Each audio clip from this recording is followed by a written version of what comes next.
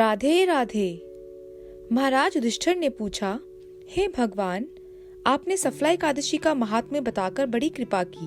अब कृपा करके यह बतलाइए कि पौष शुक्ल एकादशी का क्या नाम है, उसकी विधि क्या है और उसमें कौन से देवता का पूजन किया जाता है। भक्त वत्सल भगवान श्री कृष्ण बोले, हे राजन, इस एकादशी का नाम पुत्रदा एकादशी है।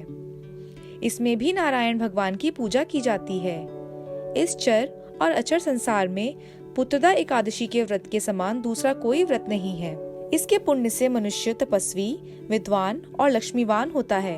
इसकी मैं एक कथा कहता हूँ, सो तुम ध्यान पूर्वक सुनो। भद्रावती नामक नगरी में सुकेतुमान नाम का एक राजा राज्य करता था। उसके कोई पुत्र नहीं था। उसकी स्त्री का नाम शैव्या था। वह निपुत्री होने के कारण सदैव चिंतित रहा करती थी। राजा के पितर भी रो रो कर पिंड लिया करते थे और सोचा करते थे कि इसके बाद हमको कौन पिंड देगा। राजा को भाई, बांधव, धन, हाथी, घोड़े, राज्य और मंत्री, इन सब में से किसी से भी संतोष नहीं होता था। वह सदैव यही विचार करता था कि मेरे मरने के बाद मुझको कौन पिंडदान करेगा।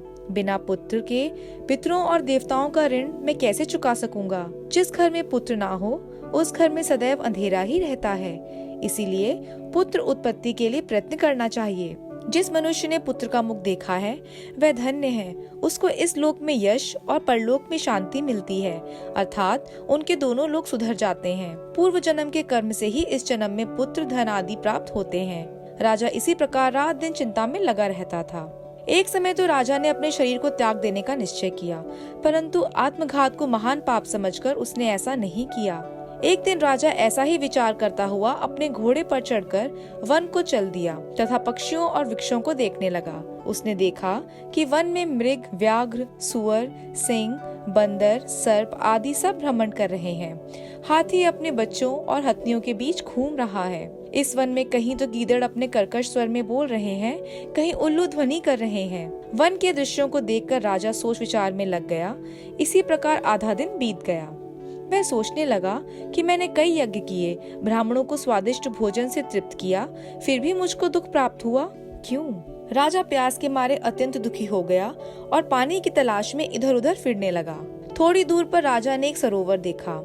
इस सरोवर में कमल खिले थे तथा सारस, हंस, मगरमच्छ आदि विहार कर रहे थे। उस सरोवर के चारों तरफ मुनियों के आश्रम बने हुए थे। उसी समय राजा के दाहिने अंग फड़कने लगे।